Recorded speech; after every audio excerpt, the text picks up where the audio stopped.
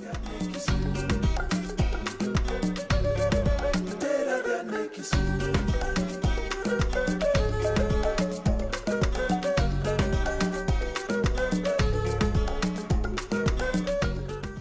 and welcome to Your Viewpoint. This is your host Patrick Dare, and today I have the honor of welcoming to the Washington DC area and to this show the Ambassador of Kenya, Your Excellency Ambassador Elkanah Odembo.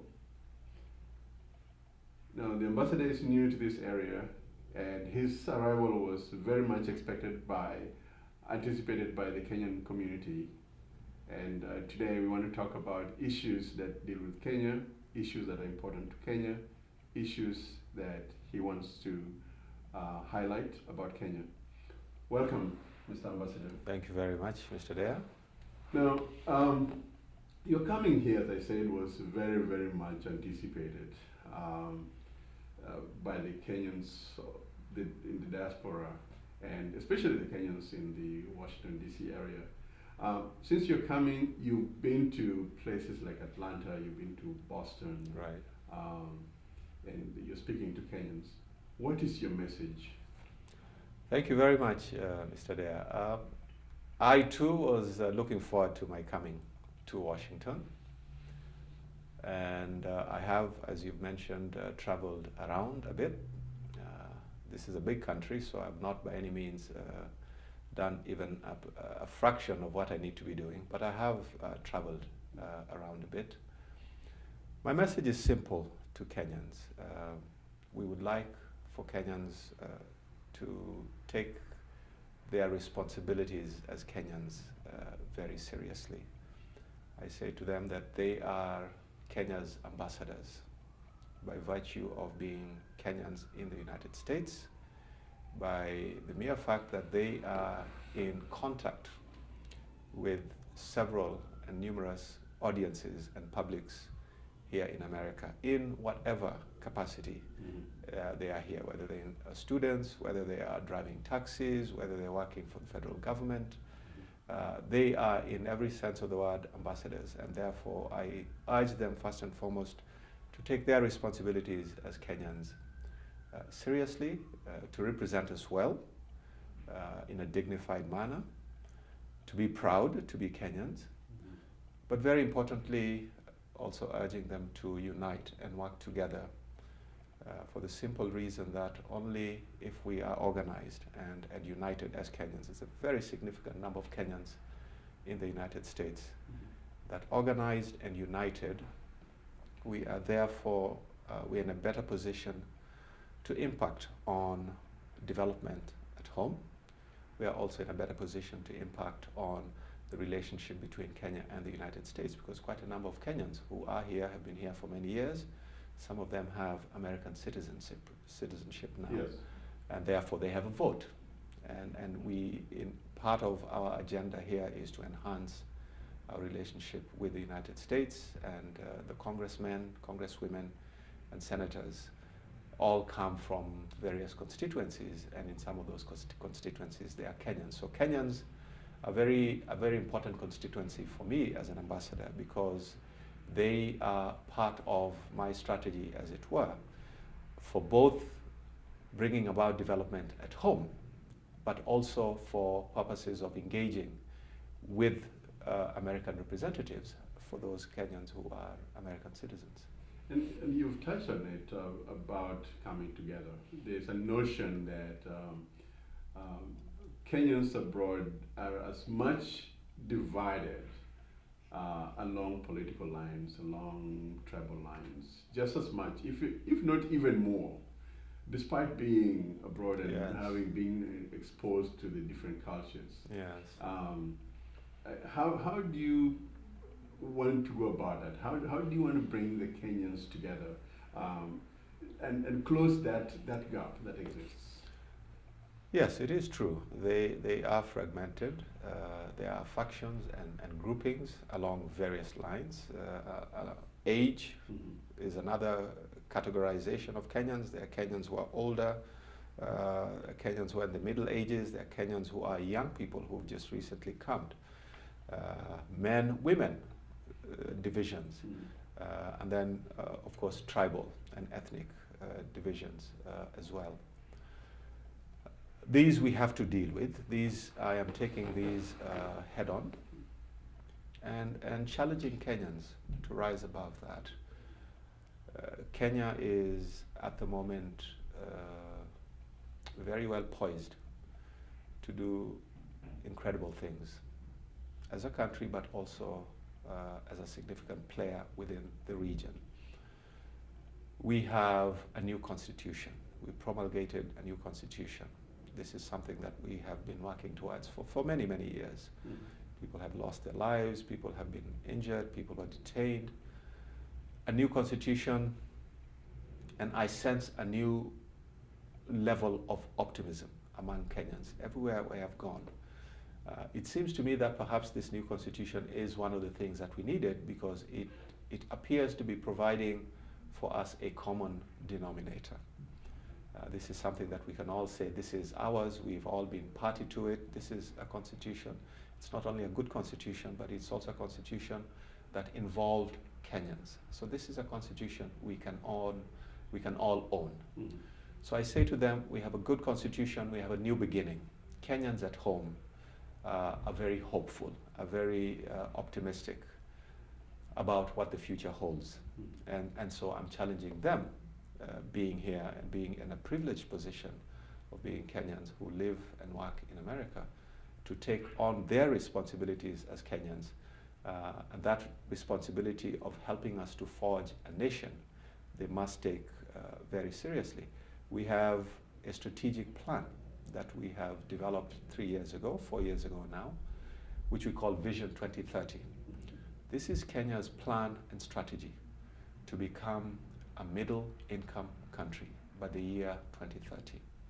It has a political pillar, it has a social pillar, it has an economic pillar. Within this vision, the diaspora is very important. We have close to 2 million Kenyans who live outside of the boundaries of Kenya. They are a very important constituency for us. Their remittances today are almost a tenth of the total budget in the country. So they're very, very significant constituency for us. In this country, we have close to 500,000 Kenyans. And I remind them about their numbers, their capacity, and the potential that they have for influencing development and the changes that we want to see take place at home. Now, in that regard, how do you talk to individuals and other groups, for example, the U.S.-Kenya Chamber of Commerce or the Kenya community abroad, in carrying forward this message of development and promoting Kenya, and whoever they talk to? This communication has come up in different forms. Some places where I've gone to, it has been in the form of a town hall meeting. In some places, I've met groups that are organized, and therefore I've met them in their own space as a group. There are faith-based groups and organizations. There are youth groups. There are students groups. There are groups of professionals here. There are groups of Kenyans who are in the private sector, in the business sector. So there are groups that I have been able to go and meet with at their invitation. There are groups that I've seeked out, that I've reached out to from hearing from different people who I've been in contact with. But everywhere where I have gone, I have tried to make sure that I am able to make contact with and engage with a good cross-section of Kenyans. So if I can't meet with them and communicate with them in the form of a town hall meeting, I will go to them in their smaller groups and organizations and engage with them. And the message has been consistent. You have a responsibility to be a part of the solution, to be a part of the vision that aims to get Kenya out of poverty to becoming a middle-income country. You have a responsibility and a fairly serious responsibility of being part of this new dispensation, this new republic, this new sense of optimism that has engulfed Kenyans over the last 6 months or so particularly with the new constitution. The Kenya's new constitution, as you mentioned, was something that is now being looked at from the world and the U.S. in particular as something that would address the corruption that has been there and the impunities that have happened before. Do you think there is a political will to actually implement the constitution in a way that will address these issues? Thank you. Let me say 3 or 4 things that are significant about this constitution. This constitution begins by stating in the very first line that sovereignty belongs to the people of Kenya. We've never been anywhere near that kind of an arrangement before with our old constitution. So sovereignty belongs to the people of Kenya. That's a very significant statement. It's, in the context of the United States, the equivalent of we, the people. So that's a very important statement. It's the opening statement.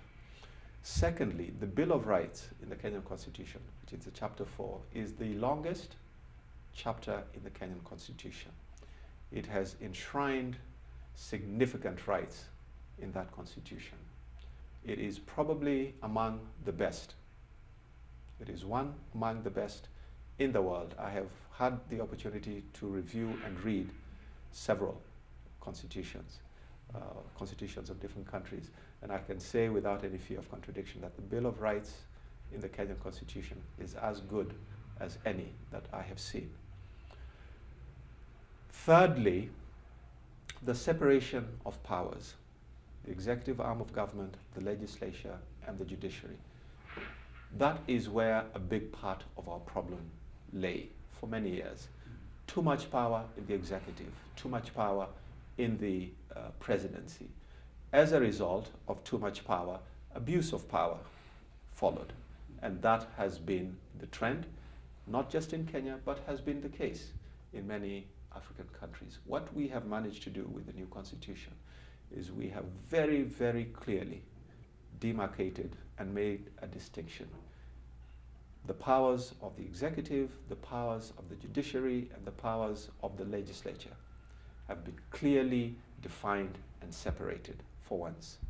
That's very significant. An independent judiciary. You talked about corruption.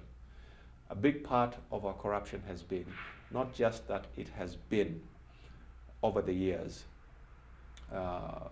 so deeply rooted in our society.